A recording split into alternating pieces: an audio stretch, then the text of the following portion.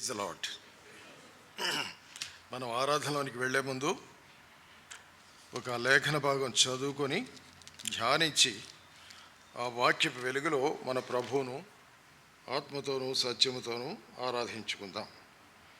ఆ లేఖన భాగం ఏమిటంటే కీర్తన 149, Psalm 49. ఈ కీర్తనలో కేవలం 9 వచనాలు ఉన్నాయి. ఈ 9 వచనాలు మార్చి చదువుకుందాం. Psalm 49 and from verse 1 alternatively. యెహోవాను స్తుతించుడి, యెహోవాకు క్రొత్త కీర్తన పాడుడి. భక్తులు కూడుకొను సమాజములో ఆయనకు స్తోత్ర గీతము పాడుడి.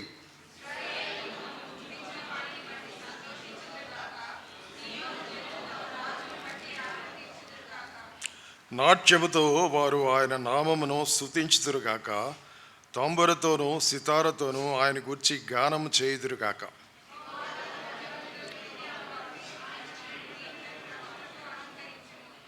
భక్తులు ఘనత నొంది ప్రహర్షించుదురుగాక, వారు సంతోషభరితులై తమ పడకల మీద ఉత్సాహగానము చేయుదురుగాక. అన్యజనులకు ప్రతిదండన చేయుటకును ప్రజలను శిక్షించుటకును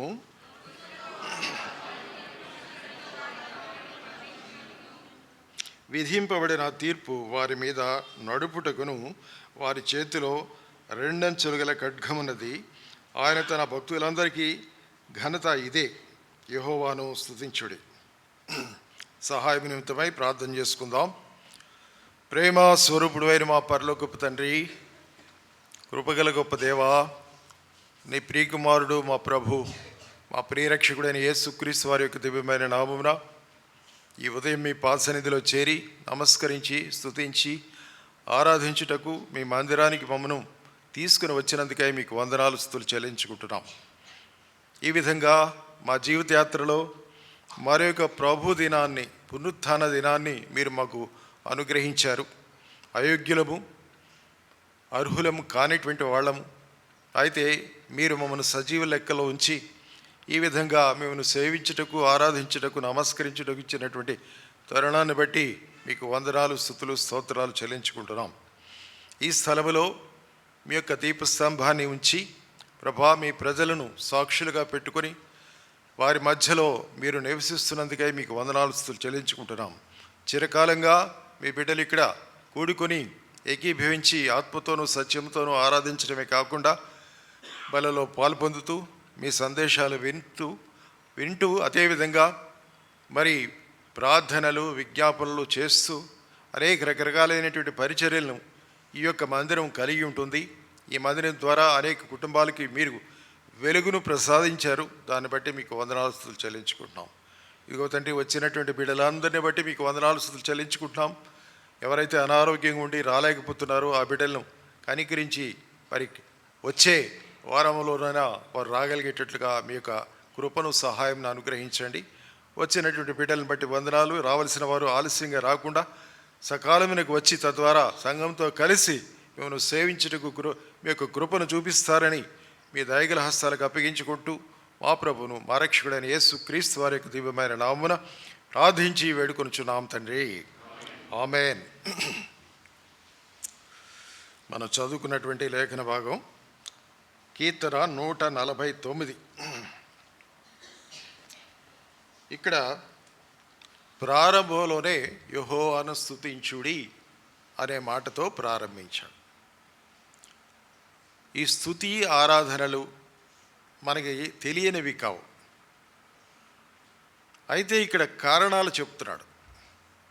దానికంటే, కారణాల కంటే ముందు ఒక మాట అంటున్నాడు. ఆ మాట ఏంటంటే, యెహోవాకు క్రొత్త కీర్తన పాడుడి. ఈ కొత్త కీర్తన ఎక్కడి నుంచి తెస్తాము? మనం కీర్తనలు కట్టలేం, కీర్తనలు మనకు రాకపోవచ్చు. కానీ ఏనాడైతే మీరు నాశనకరమైనటువంటి గుంటలో నుండి, జిగటగల దొంగ ఊబిలో నుంచి పైకి ఎత్తబడ్డారో, ఎప్పుడైతే మీ పాదములు బండ మీద ఆయన నిలిపి తనకు స్తోత్ర రూపముగు కొత్త కీర్తనను ఆయన మీ నోట ఉంచాడు. అంటే తిరిగి జన్మించిన ప్రతి వారి యొక్క నోటిలో ఈ స్తుతి ఆరాధన సంబంధమైనటువంటి all together a new song ఆయనే పెట్టాడు. మనకి రాదు. ఏమిటంటే ఆ పాట రక్షణ, విమోచన గానం, అది పాడండి. విమోచన గానం మీరు మీ యొక్క శైలిలో ఏ విధంగా ఆయన మిమ్మల్ని విమోచించాడు, ఎలాగ మిమ్మల్ని రక్షించాడు అనేది మీ చిత్తానుసారంగా, మీ ఇష్టానుసారంగా ఆత్మీయంగా పాడుకోవచ్చు. మన పుస్తకాల్లో ఎన్నో పాటలు ఉన్నాయి, అందులో విమోచన గానాలు ఉన్నాయి, రక్షణ గీతాలు ఉన్నాయి. అవన్నీ రక్షణ అనగానే అది నూతనమైనది. మనం పుట్టినప్పటి నుంచి రక్షణ లేదు. మనకి రక్షణ ఓ పర్టికులర్ ఏజ్లో వచ్చింది. అప్పుడే మన నోట ఆయన నూతన గీతాన్ని ఉంచాడు. అందుచేత మనం ధన్యులమయ్యాం. ఆ పాట పాడండి అని చెప్తున్నాడు. యెహోవాను స్తుతించండి. యెహోవాకు ఎప్పుడు పాత పాటే కాదు, నూతనమైనటువంటి రక్షణ సంబంధమైన, విమోచన సంబంధమైనటువంటి పాటే నూతన గీతము. తర్వాత 2వ వచనములో ఇశ్రాయేలీలు తమను పుట్టించిన వారిని బట్టి సంతోషించుదురుగాక. ఇశ్రాయేలీలు అంటే మనకి ఇప్పుడు తెలుసు, మనం ఇశ్రాయేలీలుమా కాదు, అన్యజనులమని మీలో కొంతమంది అనుకుంటారు. ఎప్పుడైతే మీరు తిరిగి జన్మించారో, ఎప్పుడైతే మీ పేర్లు పరలోకపు జీవగ్రంథంలో వ్రాయబడ్డాయో, అప్పుడు మీరు ఆత్మీయమైనటువంటి ఇశ్రాయేలీలు. అక్కడ ఇశ్రాయేలు దేశం ఉంది. ఆ ఇశ్రాయేలీలు ఇంకా ప్రభు నమ్ముకోలేదు, కానీ వారికంటే ఒక అడుగు ముందున్నాం మనం. We are greater than the present Israel, the so-called children of God. అది ఆ భాగ్యాన్ని మనకి ప్రభు ఇచ్చాడు. వారికంటే ముందుగానే మనం రక్షింపబడ్డాం. వారికా రక్షింపబడతారు. అందుచేత ఇశ్రాయేలీలు ఏం చేయాలంటే తమను ఈ భూమి మీద పుట్టించిన వాని యందు సంతోషించాలి. మనమే ఈ ఇశ్రాయేలీలు. మనల్ని ఈ భూమి మీద రక్షణతో, ఆయన రక్షణ అనుభవాలు కలిగినటువంటి వారిగా పుట్టించాడు. సియోను జనులు తమ రాజును బట్టి ఆనందించుదురుగాక. సియోను రాజు, సియోను జనులు తమ రాజు. మన రాజు ఎవరు? ఆయన ఎక్కడుంటాడు? ఆయన మహాకాశాల్లో ఉంటాడు అనే విషయం అందరికీ తెలుసు. కానీ ఆయన సియోను పర్వతం మీద ఉంటాడు. సియోను రాజు ఆయన పేరు. సియోను రాజే నిజమైనటువంటి రాజులకు రాజు, ప్రభులకు ప్రభు. ఆయనను మించినటువంటి రాజు లేడు. అది లోకానికి తెలీదు, మీకు తెలుసు. తెలిసినటువంటి మీరు ఆయనను బట్టి ఆనందించాలి. ఆయన ఏకైక రాజు. అందుచేత సియోను జనులు, మనం కానీ సియోను జనులైతే మనకు ఒక రాజు ఉన్నాడు. ఆ రాజును బట్టి మనం ఆనందించాలి. ఈ కారణాలు ఈ విధంగా చెప్పుకుపోతున్నాడు. ఈ కారణాలు ఇంకా చాలా ఉన్నాయి. అయితే మనం ధ్యానించాల్సినటువంటి 2-3 వచనాలు ఉన్నాయి. ఆ 2-3 వచనాల ద్వారా మనం ఉత్తేజపరచబడాలి. మనలో ఆత్మీయమైనటువంటి ఆరాధనకు కావలసినటువంటి స్ఫూర్తి కావాలి, ఎంకరేజ్మెంట్ కావాలి. ఆ వచనాలు ఏంటో ఇక్కడ చూద్దాం. 4వ వచనం చూడండి. యెహోవా తన ప్రజలయందు ప్రీతి గలవాడు, ఆయన దీనులను రక్షణతో అలంకరించును. యెహోవా అంటే ఎవరో మీకు బాగా తెలుసు. మీరు క్రైస్తవులు, తిరిగి జన్మించినటువంటి వారు, బాప్తిసం తీసుకొని సంఘమునకు చేర్చబడినటువంటి వారు. మిమ్మల్ని ఎవరిని అడిగినా ఏం చెప్తారంటే యెహోవా అంటే మహాఘనుడు, మహోన్నతుడు, పరిశుద్ధుడు, నిత్య నివాసి, ఉన్నత పరిశుద్ధ స్థలాల్లో నివసించేవాడు, సమీపింపరాని తేజస్సులో ఆయన మాత్రమే వసించేవాడు, ఆయన దహించు అగ్ని వంటి వాడని ఈ విధంగా మీరు చాలా చెప్పగలరు. ఆ యెహోవా భూమి ఆకాశములను సృజించినటువంటి ఆ మహా గొప్ప దేవుడైనటువంటి యెహోవా ఏం చేస్తున్నాడంట? మీ పట్ల ఏమి ఆయన కనుపరుస్తున్నాడు? ప్రీతి. యెహోవా తన ప్రజలందు, మీరు యెహోవా ప్రజలైపోయారు. ఇక్కడ కూర్చున్నటువంటి వారు చాలామంది ప్రభు అయిన యేసుక్రీస్తును సొంత రక్షకుడిగా స్వీకరిస్తే, మీరు బాప్తిసం తీసుకుని సంఘమునకు చేర్చబడితే, మీ పేరు పరలోకపు జీవ గ్రంథములోగా వ్రాయబడి ఉంటే మీరు ధన్యులైనటువంటి వారు. అంత మాత్రమే కాదు, మీరు యెహోవా ప్రజలు. యెహోవా తన ప్రజల యందు ప్రేమ గలవాడా, ప్రీతి గలవాడా? ప్రేమ గలవాడని రాయొచ్చుగా. ప్రేమకు ప్రీతికి దేర్ ఈజ్ డిఫరెన్స్. దేవుడు లోకమును ఎంతో ప్రేమించను. దేవుడు లోకం అంతటి యందు ప్రీతిని ప్రకటించాను అనే మాట ఎక్కడా లేదు. ప్రీతి అంటే చాలా intimate, deep love towards his people. వ్యక్తిగత సన్నిహిత సంబంధము తన ప్రజలతో తాను కలిగి ఉంటుంటేనే ప్రీతి. ప్రేమకు ప్రీతికి కాస్త డిఫరెన్స్ ఉంది. No doubt he loves the world, no doubt he loves everyone. కానీ తన ప్రజలైనటువంటి వారి పట్ల లవ్ మాత్రమే కాదు, ప్రేమ మాత్రమే కాదు, ప్రీతి. సాధారణంగా తెలుగులో నాకు ఫలానా పదార్థం అంటే చాలా ఇష్టం అని చెప్తాం. కొంతమంది ఏం చెప్తారు, ఆ పదార్థం పట్ల చాలా ప్రీతి గలవాడు ఆయన అని చెప్పారనుకోండి, అంటే చాలా extreme love or taste that particular recipe are food item. మేము చదువుకునే కాలంలో ఒక మాట మా తెలుగు టీచర్ వాడేవాడు. ఏంటంటే, బ్రాహ్మణులు గుమ్మడికాయ అంటే ప్రీతి గలవారు అన్నాడు. మేము అప్పుడు చిన్నవాళ్ళం, పెద్ద అర్థం అవ్వలేదు. ఏమిటి సార్ ప్రీతి అంటే ఏమిటంటే, ప్రేమ కంటే ఎక్కువైనది రా ప్రీతి. చాలామంది ఉన్నారు మనుషులు, అందరూ గుమ్మడికాయలు అంటే పెద్ద పట్టించుకోరు. బ్రాహ్మణులు మాత్రమే ప్రీతి గలవారు గుమ్మడికాయల పట్ల అన్నాడు. ఏదో ఆ విధంగా కొంత ప్రీతి అంటే అర్థమైంది. ఇప్పుడు ఇంకా బాగా అర్థమవుతుంది. ఏమిటి? దేవుడు మన పట్ల ప్రీతి గలవాడు. అంటే దీన్ని మించినటువంటి వర్డ్ ఇంకొకటి లేదు. మన పట్ల, తన ప్రజల పట్ల అంటే మన పట్లే ఆయన ప్రీతి గలవాడు అనే మాట వ్రాయబడ్డది. రెండవది ఏంటంటే, ఆయన దీనులను రక్షణతో అలంకరించును. అయితే ఈ రెండు మాటలు తీసుకుందాం. ఇంకో మాట కూడా ఇప్పుడు ధ్యానించబోతున్నాం. అదేంటంటే 9వ వచనంలో ఉంది, వారి చేతిలో రెండంచులు గల ఖడ్గమున్నది. ఎవరి చేతిలో? రాజుల చేతిలో కాదు, సైన్యాధిపతుల చేతిలో కాదు, యుద్ధ వీరుల చేతిలో కాదు, మన చేతిలో రెండంచుల గల ఖడ్గం ఉంది. ఒకసారి చూసుకోండి, ఉందా ఖడ్గం? మీ చేతిలో ఖడ్గం ఉందా? ఎస్. దాని విషయమై ధ్యానిద్దాము. దానికంటే ముందు రెండు విషయాలు. యెహోవా తన ప్రజల యందు ప్రీతి గలవాడు, ఆయన దీనులను రక్షణతో అలంకరించును అనే ఈ రెండు మాటలు ఫస్ట్. మొదటి మాట ఏంటంటే, యెహోవా తన ప్రజల యందు ప్రీతి గలవాడు. ద్వితీయోపదేశకాండం 14వ అధ్యాయము 2వ వచనం చదవండి. Deuteronomy chapter 14 and verse 2.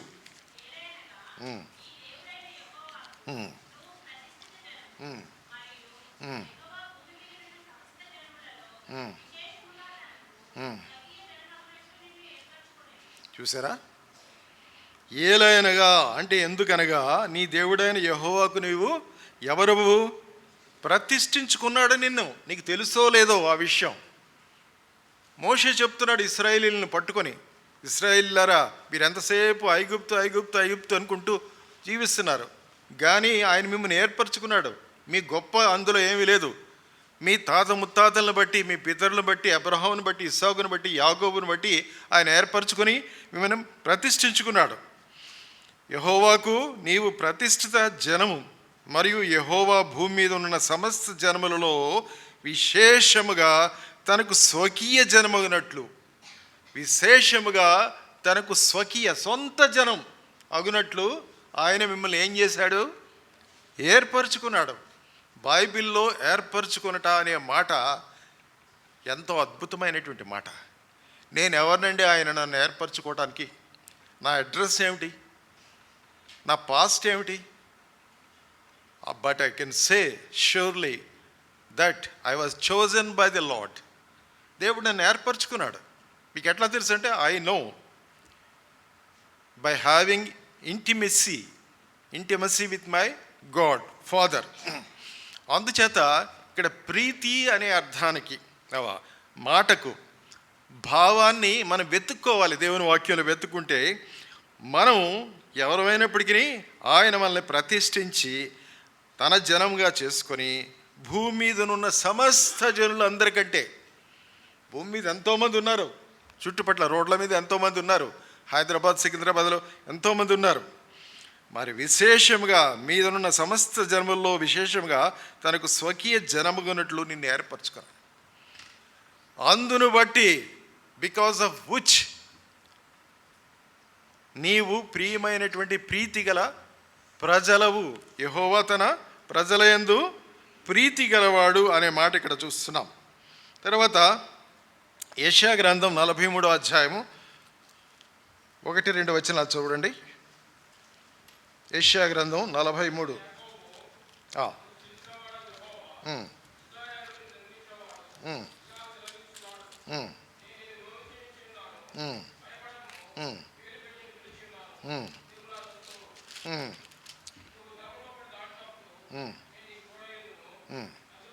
చాలు బ్రదర్, చాలండి. మొదటి వచనంలోనే చివరి భాగంలో మనం ఏ విధంగా ప్రీతి గలవారము అయ్యాము అనే విషయం ఇక్కడ చూడొచ్చు. నేను మిమ్మల్ని విమోచించి ఉన్నాను. విమోచన, బైబిల్లో దీన్ని మించినటువంటి వర్డ్ ఇంకోటి లేదు. రక్షణ, విమోచన.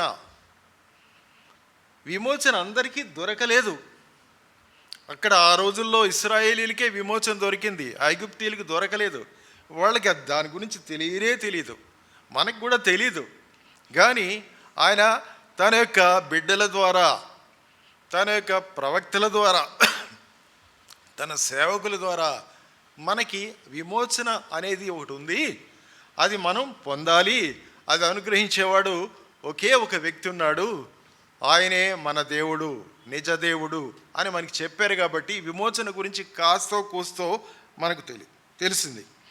నేను నిన్ను విమోచించి ఉన్నాను, భయపడకము, పేరు పెట్టి నిన్ను పిలిచి ఉన్నాను, నీవు నా సొత్తు. ఆయన మనందరి పేర్లు ఎరిగినటువంటి వాడు. నా పేరు ఆయనకి తెలుసు. నా పేరు మీకు తెలుసా? ఏదో కొంతమందికి సహోదరుడు ప్రార్థన చేసేటప్పుడు విని ఉంటారు, కానీ నా పేరు మీకు తెలీదు. ఎరికో అనే పట్టణం ఉంది. అక్కడ ఒక వ్యక్తి ఉన్నాడు. ఆయన్ని అందరూ ఏమని పిలుస్తారు? ఆయనకు పేరుంది, కానీ పాపి అయినటువంటి మనుషుడు అనే నిక్నేమ్తో పిలుస్తారు. ఎందుకంటే లంచాలు తీసుకుంటాడు. రకరకాలైనటువంటి 100 రూపాయలు తీసుకునే చోట 400 తీసుకుంటాడు. ఎవ్వడూ అడిగేవాడు లేడు. Tax collector. అందుచేత దానికి ఏం పేరు పెట్టారు? నిక్నేము ఏమని పెట్టారు? పాపి అయినటువంటి మనుషుడు. అయితే యేసుక్రీస్తు ప్రభువారిని చూడాలని ఆయన ఆశపడ్డాడు. 19వ అధ్యాయం లూకా సువార్తలో ఒక మాట వ్రాయబడి ఉంది. యేసు ఎవరో అని తెలుసుకొన గోరెను. That's enough. ఎంత పాపి అయినా కావచ్చు, ఎంత దుర్మార్గుడైనా కావచ్చు, యేసు ఎవరు అని తెలుసుకునే వాళ్ళు చాలా తక్కువ. ఎరికోలో కానీ ఈ రోజున ఇక్కడ కానీ ఈ భూప్రపంచంలో. ఆయన కూడా దేవుళ్ళలో ఒకడే. ఐ డోంట్ కేర్ అనేవాళ్ళు ఉన్నారు. యేసు ఎవరో అని తెలుసుకోవటంలోనే ఉంది రక్షణ భాగ్యం. అంతే. పలానా ఎరికోలో శాపగ్రస్తమైనటువంటి భూమి మీద ఒక ట్యాక్స్ కలెక్టర్ ఉన్నాడు. అతని పేరు జక్కయ్య. అతడు నన్ను గురించి ఆలోచిస్తున్నాడు, నా గురించి విన్నాడు, నా స్వస్థతల గురించి విన్నాడు, నా మాటలు విన్నాడు. ఆయన is very anxious to know who I am, who Jesus is. అది చేత ఆయన వెళ్ళిపోయాడు అక్కడికి. యేసు ప్రభు యెరూషలేము నుంచి బయలుదేరి ఎరుకో వెళ్ళిపోయాడు. ఎరుకో అంటే అది చాలా భయంకరమైన ప్రదేశం, శాపగ్రస్తమైన ప్రదేశం. అక్కడ నివసిస్తున్నాడు. ఈ లోపల నేను పొట్టివాడిని కదా, ఆ చెట్టు ఎక్కేస్తే ఆయన వెనక నుంచి ముందు నుంచి అన్నీ 3D పిక్చర్ చూడొచ్చు అనుకున్నాడు. ఏమో ఎక్కేశాడు. అతనికి తెలీదు యేసుక్రీస్తు ప్రభు వారు తన గురించే వస్తున్నారని. చూశాడు, పైకి చూశాడు, అందరూ చూస్తున్నారు. అప్పటి వరకు ఎవరు ఆ చెట్టు వైపు చూడలేదు. జక్కయ్య అని పిలిచాడు. ఆ మాటలో, ఆ పిలుపులో ఎంతో మరి అద్భుతమైనటువంటి ప్రేమతో కూడినటువంటి ధ్వని అతడు వినగలిగాడు. జక్కయ్య, నేడు నేను నీ ఇంట ఉండవలసి ఉన్నది, త్వరగా దిగు అంటే జక్కయ్య నో నో నో నో, నేను పాపిని ప్రభా అని అక్కడి నుంచే బేరమాడలేదు. అతడు వెంటనే త్వరగా దిగి తన ఇంట చేర్చుకున్నాడు. చేర్చుకున్న తర్వాత అతని హృదయంలో కలవరం ప్రారంభమైంది, ఆవేదన ప్రారంభమైంది. అతడు ఇంకా ప్రభు ఏం చెప్పకముందే ఆయన మొదలుపెట్టేశాడు, కన్ఫెషన్ మొదలుపెట్టేశాడు. ఉన్నది ఉన్నట్టుగా ఒప్పేసుకుంటాడు. పైగా లాస్ట్లో ఏమన్నాడంటే, నేను ఎవరి దగ్గరైనా అన్యాయంగా ఒకటి తీసుకుంటే 400 చెల్లించేస్తాను. అప్పుడు ప్రభు ఏమన్నాడు, నిజంగా ఇతడు అబ్రహాం కుమారుడే. దేవునికి స్తోత్రం. ఇక్కడ అబ్రహాం కుమారులు, అబ్రహాం కుమార్తెలు ఉన్నారు. ఆ రోజున పాపి అయినటువంటి మనుషుడు అబ్రహాం కుమారుడిగా మారాడు. ఎంత ధన్యత! ఆ విధంగా పేరు పెట్టి పిలిచే దేవుడు నీకున్నాడు. ప్రపంచంలో దేవుళ్ళు అనేవాళ్ళు చాలామంది ఉన్నారు. మన హిందూ సిద్ధాంతాల ప్రకారంగా 33 కోట్లు, ఇంకా ఎక్కువే, ఇంకా కొత్తగా పుడుతున్నారట కూడా. కానీ మనకు ఒక్కడే ఉన్నాడు. ఆయన మన పేరు, మన నామధేయం, మా నాన్న పేరు, మా తాత పేరు, మా ముత్తాత పేరు, అన్ని పేర్లు ఎరిగినటువంటి వాడు, అనంత జ్ఞాని అయినటువంటి వాడు. నీ జ్ఞానం నా జ్ఞానం స్వల్పమైనది, ఆవగింజ అంత ఉంటుంది. కానీ అనంతవంత జ్ఞానం కలిగినటువంటి నీ దేవుడు నిన్ను ఎరుగును. అదే ఇక్కడ యెహోవా తన ప్రజల పట్ల ప్రీతి గలవాడంటే ఇక్కడ ఏమంటున్నాడు, పేరు పెట్టి నేను పిలిచాను, ఎందుకంటే నువ్వు నాకు ప్రీతి గలవాడు కాబట్టి. ఇంకా నీవే నా సొత్తు, నీవే నా భాగ్యము, నీవే నా డబ్బు, నీవే నా బ్యాంక్ బ్యాలెన్స్, నీవే నా ఐశ్వర్యం. అది ప్రీతి అంటే. ప్రేమ కంటే ఒక స్టెప్ ఎక్కువే. Because we are special people, we are chosen people. అందుచేత ఆయన మనల్ని పేరు పెట్టి పిలిచేవాడు. అందరినీ పిలవడు ఆయన, పేరు పెట్టి పిలిచాడు. నీవు నా సొత్తు అని మనల్ని ఎన్నిక చేసుకున్నాడు, ఏర్పరచుకున్నాడు. ఆ విధంగా ఈ విషయంలో ఇంకొక వచనం కూడా చూద్దాం. ప్రీతి అంటే 63:8, ఐజియా చాప్టర్ 63 and verse 8.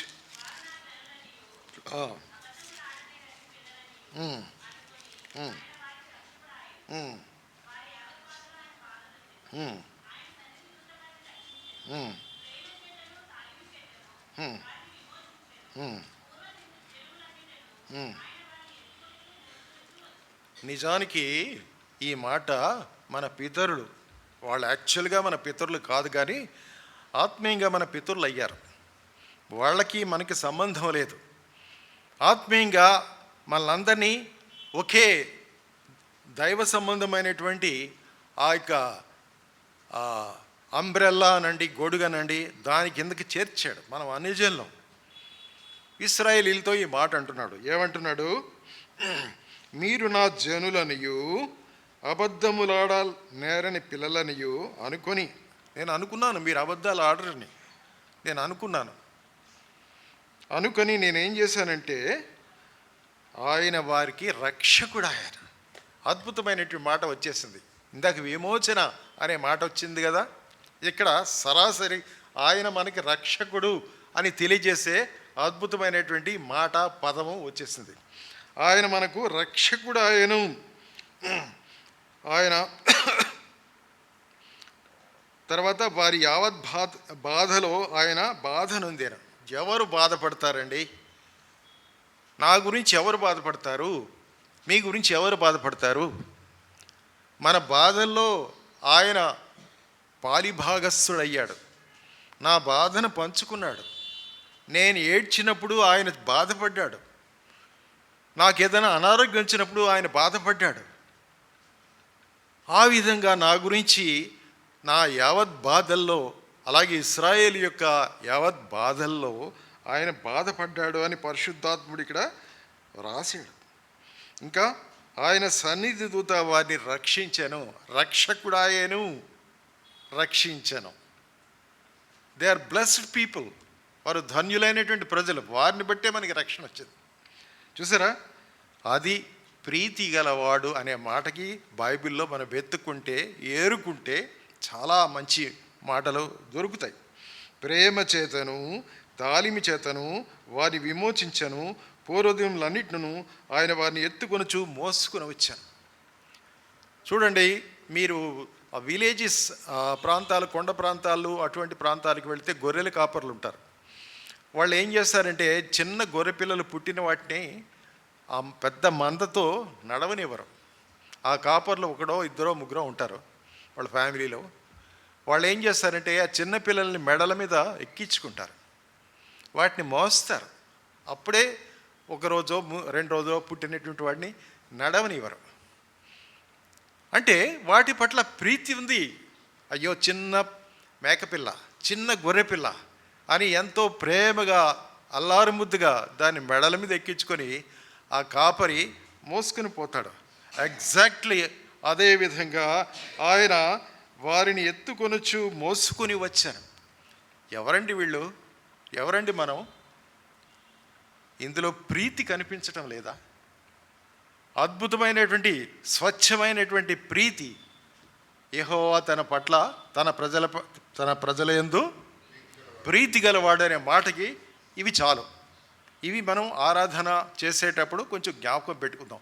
100% నేను చెప్పిందంతా మళ్ళీ మీరు చెప్పక్కర్లే. కొన్ని మాటలు ఏదైతే మీ హృదయానికి తాకుతాయో, వాటి మూలంగా మీరు ఇన్స్పైర్ అవుతారో దేవుని వాక్యం ద్వారా, నా మాటల ద్వారా కాదు, అప్పుడు మీరు ఆరాధన చేయగలుగుతారు. ఇప్పుడు ఈ విధంగా ఎన్నో కారణాలు ఉన్నాయి. అయితే ఇప్పుడు కీర్తన 149వ అధ్యాయానికి మళ్ళీ వద్దాం. 2వ మాట ఏమిటి? ఆయన తన ప్రజలను దేనితో? రక్షణతో అలంకరించెను అనే మాట ఇక్కడ మనం చూస్తున్నాం. ఆయన దీనులను, అందరినీ కాదు, దీనులంటే ఎవరో ప్రభు అయిన యేసుక్రీస్తు వారు చెప్పాడు. ప్రభు అయిన యేసుక్రీస్తు వారు మత్తయి సువార్తలో ఏం చెప్పారంటే, దీనులు అంటే చిరిగిపోయిన చొక్కా వేసుకొని సరిగా తినటానికి తిండి లేకుండా అదో ఏదో అట్లా తిరుగుతున్నటువంటి వాడు దీనుడు కాకపోవచ్చు. కానీ బాహ్యంగా కనిపించే దీనత్వం కాకపోవచ్చు, లోపల కుటిలత్వం ఉండొచ్చు.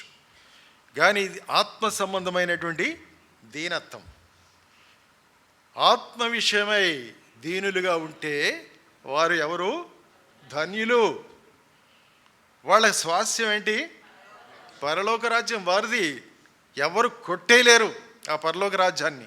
అతని దగ్గర నుంచి, ఆ వ్యక్తి దగ్గర నుంచి తీసుకొని పోలేరు. ఆ పరలోక రాజ్యానికి అర్హుడైపోయాడు. ఎందుచేత? తన ఆత్మీయమైనటువంటి దీనత్వాన్ని బట్టి. ఆ దీనత్వం గురించి మాట్లాడుతున్నాడు ఇక్కడ. ఏమని? ఆయన దీనులను అలంకరిస్తాడు. దేనితో?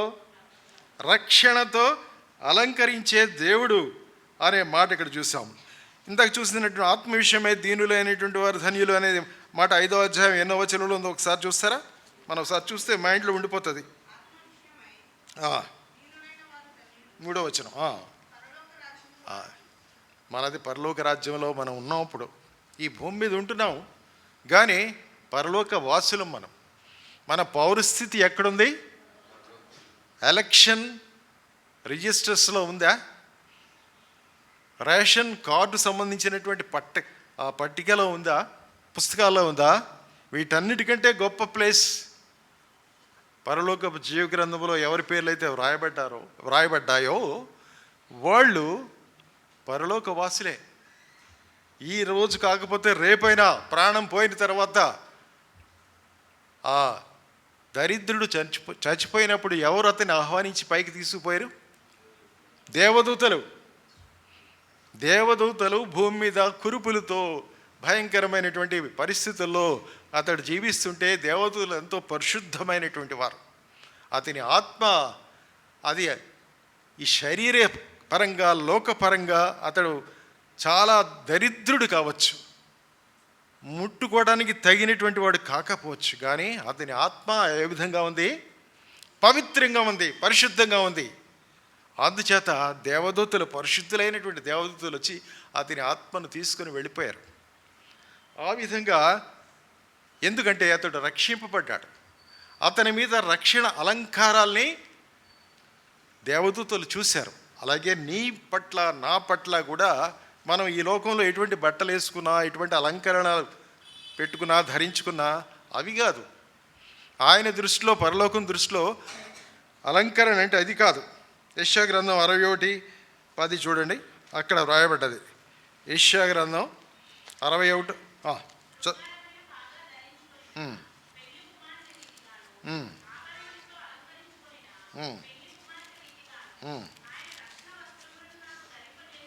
చూసారా? అలంకరణ అంటే ఇది. ఎలాంటి అలంకరణ? శృంగారమైన పాగా ధరించుకున్న పెండ్లి కుమారుని రీతిగాను, ఆభరణములతో అలంకరించుకున్న పెండ్లి కుమార్తె రీతిగాను ఆయన రక్షణ వస్త్రం నాకు ధరింపచేస్తున్నాడు. ఆ రక్షణ వస్త్రం విలువ మీకు ఏమైనా తెలుసా?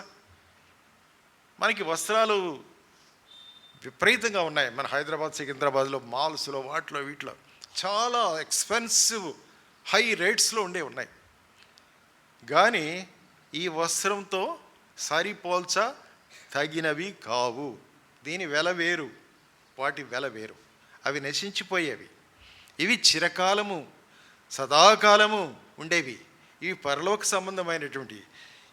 ఆయన మనకి ధరింపచేసాడంట. ఎవరో దూతల ద్వారా తొడిగించాడు కాదు, వాళ్ళని తొడగనిచ్చిన వాడు కాడు. ఆయనే స్వయంగా మనకు రక్షణ వస్త్రములను నాకు ధరింపచేసి ఉన్నాడు. స్పెషల్గా నాకు ధరింపచేశాడు. ఇంకా ఏం చేశాడు? నీతి అను పైబట్టను నాకు ధరింపజేశాడు. నీతి అని పైబట్ట. చాలామంది ఈ లోకంలో ఏదైనా మంచి కార్యాలు చేస్తే ఆయన్ను అక్కడ కుర్చీ వేసి కూర్చోబెడతారు. ఒక చేతికి ఒక బొకే ఇస్తారు, సన్మానం అంటారు, సన్మానం. ఇంకా ఏం చేస్తారు? షాలువ కప్పుతారు. షాలువ అంటే తెలుసు కదా, షాల్ కప్పుతారు. కప్పిన తర్వాత ఆయనకి ఏం చేస్తారో ఆయన గురించి 2-3 మాటలు చెప్తారు. మాటలు చెప్పినప్పుడు ఆయన చాలా సంతోషిస్తాడు. ఆయన సన్మానింపబడ్డాడు. ఎగ్జాక్ట్లీ పాపికి ఇదే జరిగింది, మీకు ఇదే జరిగింది, నాకు ఇదే జరిగింది. నీతి అను పైబట్టన షాల్ని ఆయనే స్వయంగా కప్పినట్టు మనం గ్రహించాలి. ధరింపచేసాడు లేదు, ధరింపచేసి ఉన్నాడు. మనం ఏ పాటి వాళ్ళమండి? ఆ నీతి అను పైబట్టను, నీతి అనే షాల్ కప్పటానికి మనం ఏ పాటి వాళ్ళం? అష్టదరిద్రులు అంటారు మన తెలుగులో, మన దేశంలో. అంతకంటే ఇంకా ఏదైనా ఉంటే దరిద్రం ఉండేది మన దగ్గర. విగ్రహారాధికులం ఒకప్పుడు. రకరకాలైనటువంటి నమ్మకాలు, మూఢనమ్మకాలతో మనం జీవిస్తూ ఉండేవాళ్ళం. మన తాతలకి, మన ముత్తాతలకి అందరికీ ఆ నమ్మకాలే. దేవునికి స్తోత్రం. ఆ నమ్మకాలకి ఆయన అడ్డుకట్ట వేశాడు. ఆయనే తన స్వయంగా తన శిష్యుడైనటువంటి తోమాను ఈ లోకానికి పంపించాడు, ఈ భారతదేశానికి పంపించాడు. ఆ విధంగా వెలుగు ఉదయించింది. అప్పటి నుంచి తర్వాత మిషనరీస్ వచ్చారు. ఆ తోమా చనిపోయాడు, హతసాక్షి అయిపోయాడు. మిషనరీస్ హతసాక్షులు అయిపోయారు. మన దేశ చరిత్ర మాత్రమే చెప్తున్నాను, విదేశాల గురించి చాలా ఉంది చెప్పడానికి. ఆ విధంగా నీకు నాకు వెలుగు వచ్చింది. మన పూర్వీకులు ఇది మంచి రోజు, ఇది చెడ్డ రోజు, ఇది ఈ గడియ, ఇది రాహు గడియ, ఇలాంటి వాటితో మునిగి తేలిపోయేవాళ్ళం. అటువంటి అన్నీ పోగొట్టేశాడు. ఏ విధంగా పోగొట్టేశాడంటే మనల్ని విమోచించాడు, రక్షించాడు. ఆ తర్వాత రక్షణ అలంకారములు మనకు తొడిగించాడు.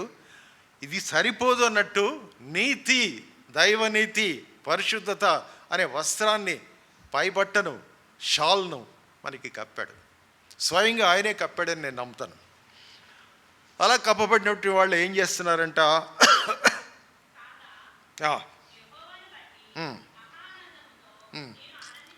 యెహోవాను బట్టి ఎవరైతే ఈ ప్రివిలేజ్ నాకు అనుగ్రహించారో, ఆధిక్యత నాకు అనుగ్రహించారో, ఆయనను బట్టే నేను ఎటువంటి ఆనందాన్ని అనుభవిస్తున్నాను?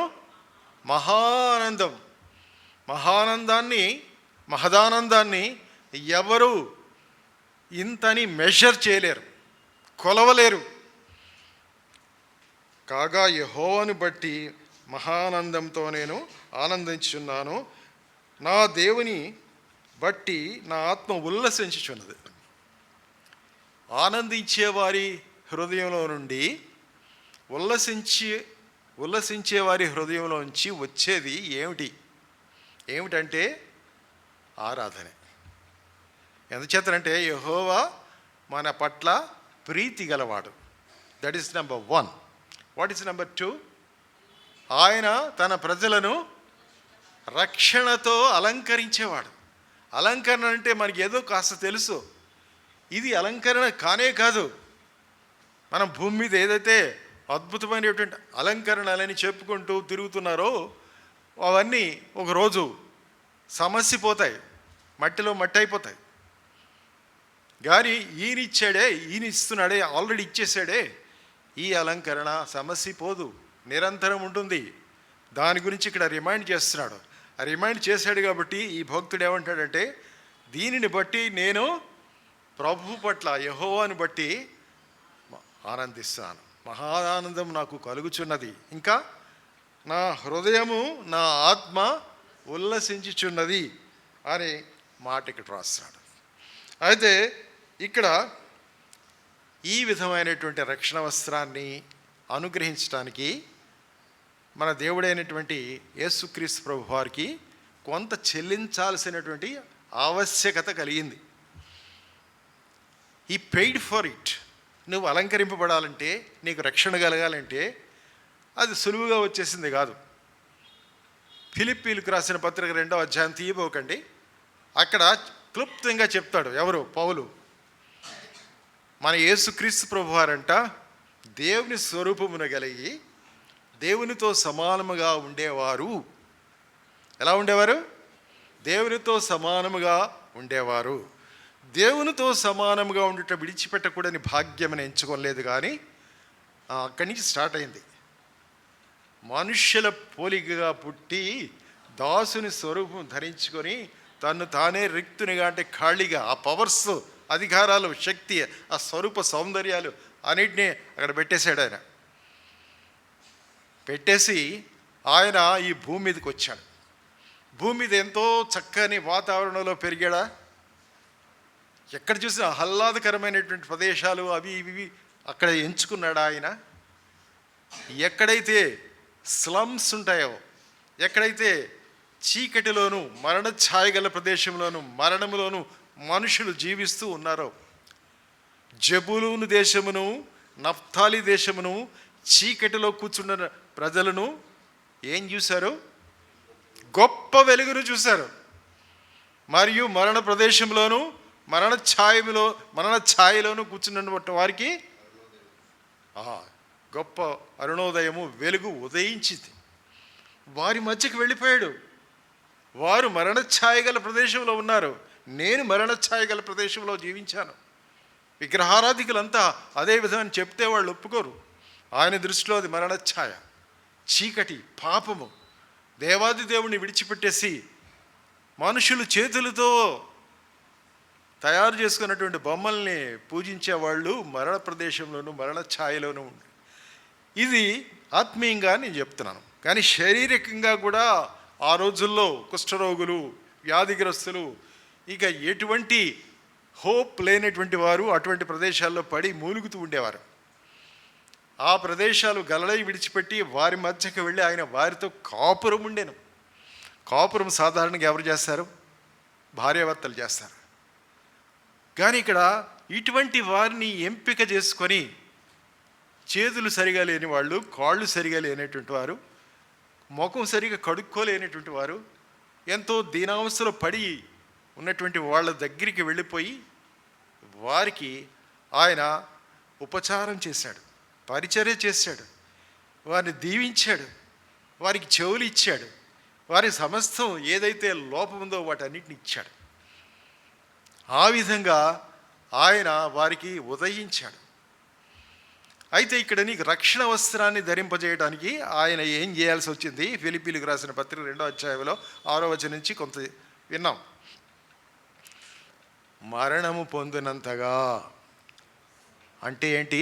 అనగా అనే మాట రాస్తుంది, బైబిల్లో రాయబడి ఉంటుంది. ఎట్లనగా, ఏ విధముగా అనే మాట తప్పకుండా క్లారిఫికేషన్ ఉంటుంది. అనగా ఏ మరణము? శిలువ మరణం పొందినంతగా ఆయన తను తాను తగ్గించుకున్నాడు. నీ కోసం తగ్గించుకున్నాడు. నీకు రక్షణ వస్త్రం ధరింపజేయడానికి తగ్గించుకున్నాడు. నీకు షాల్ కప్పడానికి తగ్గించుకున్నాడు. అలా చేస్తేనే కానీ 33.5 సంవత్సరాలు ఈ భూమి మీద నీకు రక్షణ దొరికేది కాదు. నీకు రక్షణ దొరకదు, నాకు రక్షణ దొరకదు. చీకట్లోనూ మరణ ఛాయ గల ప్రదేశంలోనూ అలమటిస్తూ నరకాగ్నికి గురి అవ్వాలి. లేఖనాల ప్రకారంగా పాపమునకు వచ్చు జీతము మరణం. ఏ మరణము? రెండవ మరణం. మొదటి మరణం అందరికీ వస్తుంది. రెండవ మరణం, దాని నుంచి తప్పించడానికి he has to pay a lot of crime చెల్లించాలి. He has to pay a lot of what is called sacrifice. అది చెల్లించాడు కాబట్టి నీకు రక్షణ వస్త్రం వచ్చింది. నీకు రక్షణ వస్త్రాన్ని ధరింపజేశాడు. ఇక్కడ యెషయా ఏమంటున్నాడో 53వ అధ్యాయంలో ఒక మాట వ్రాయబడింది, చూడండి. ముగించేస్తాను త్వరలో. 53వ అధ్యాయము 2వ వచనం యొక్క కొన్ని మాటలు, కొన్ని లైన్స్. లేత మొక్క వలెను, ఎండిన భూమిలో మొలిచిన మొక్క వలెను అతడు ఆయన ఎదుట పెరిగాను. ఆయనకి ఎందుకండి ఈ బాధ?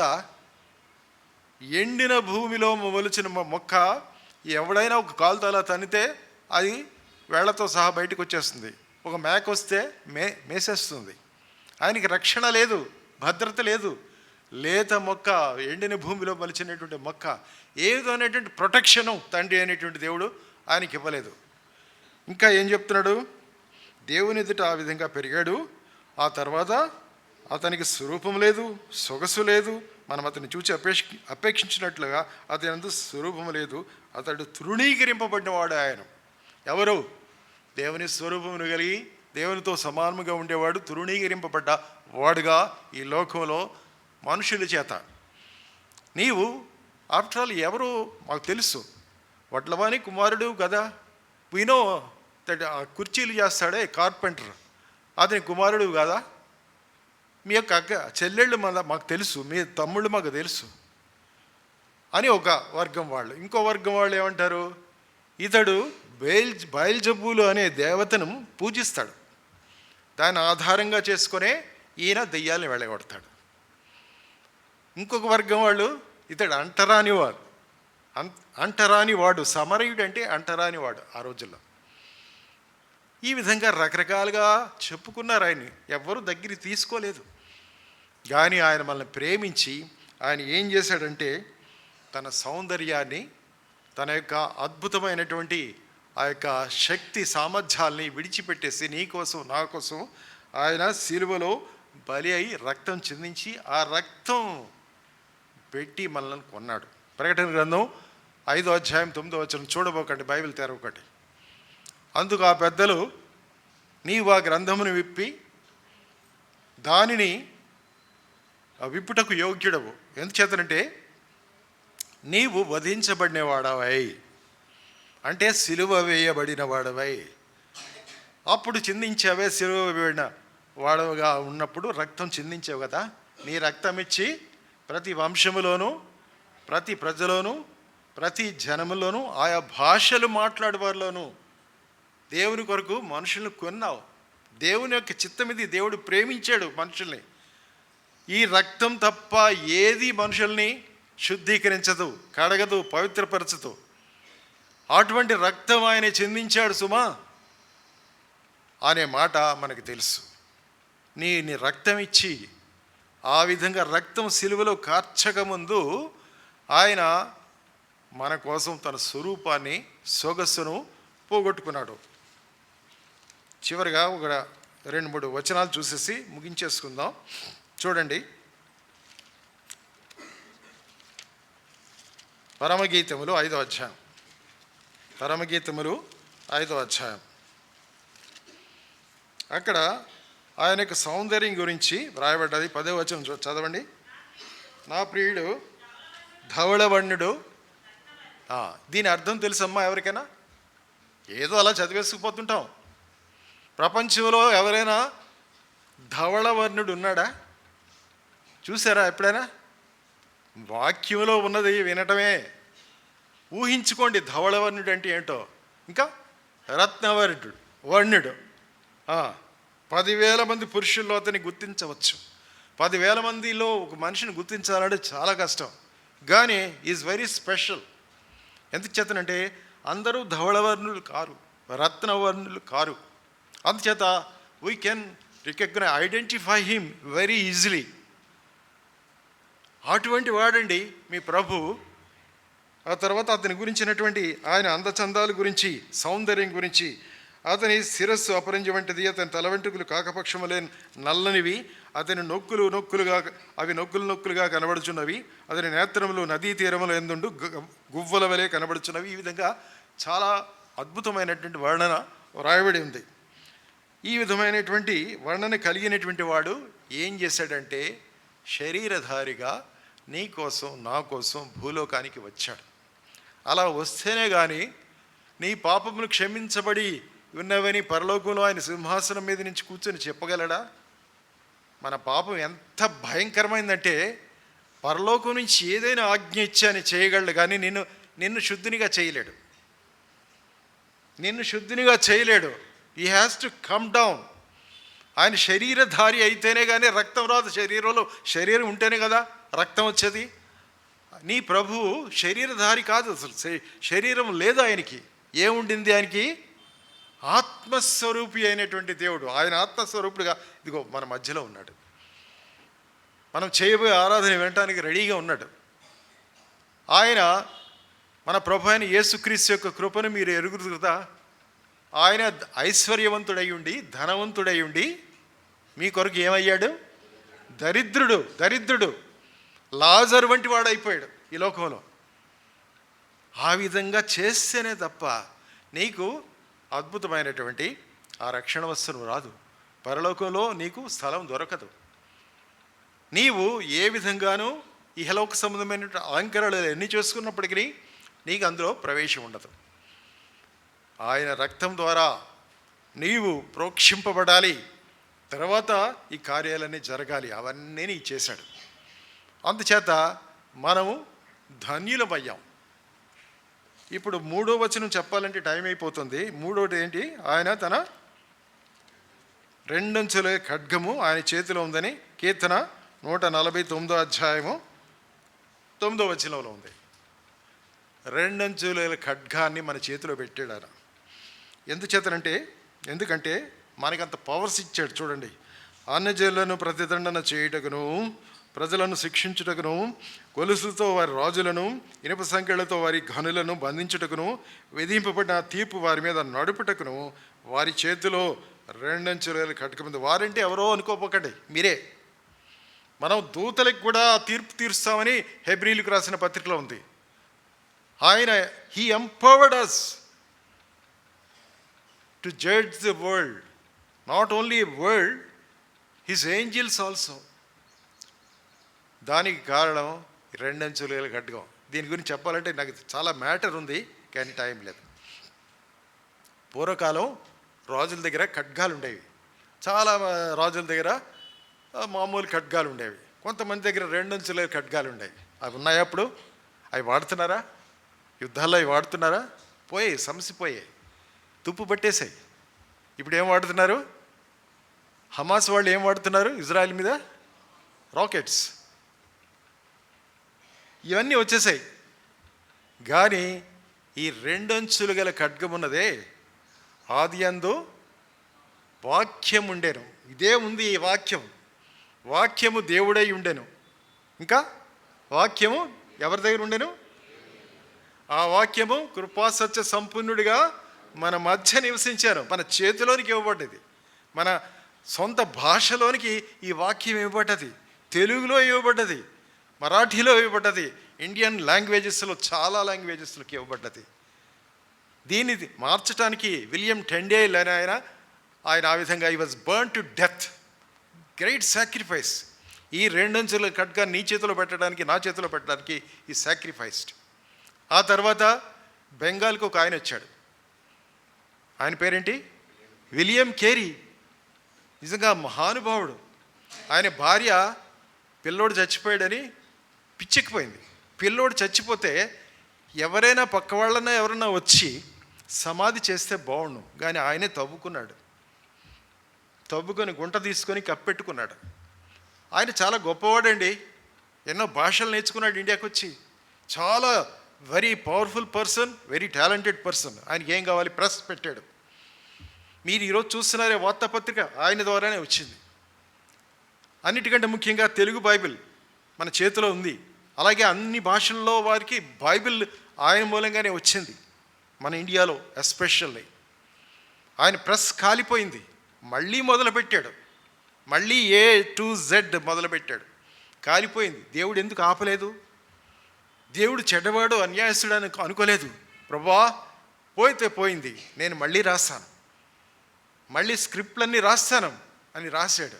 That is the reason we got this Bible into our hands. రెండంచుల ఖడ్గాన్ని పెట్టాడు. నీవు ఒకరోజు ఈ ఖడ్గంతో మనుషులకు తీర్పు తీర్చుతావు. ఈరోజే తీర్చొచ్చు.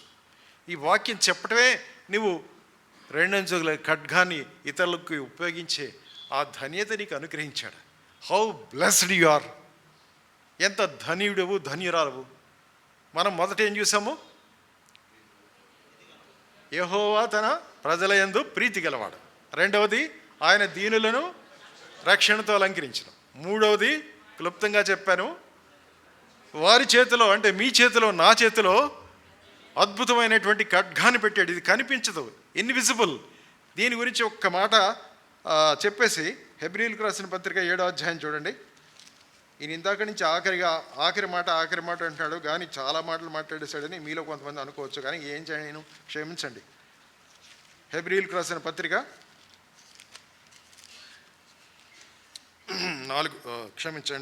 4వ అధ్యాయము 12వ వచనం.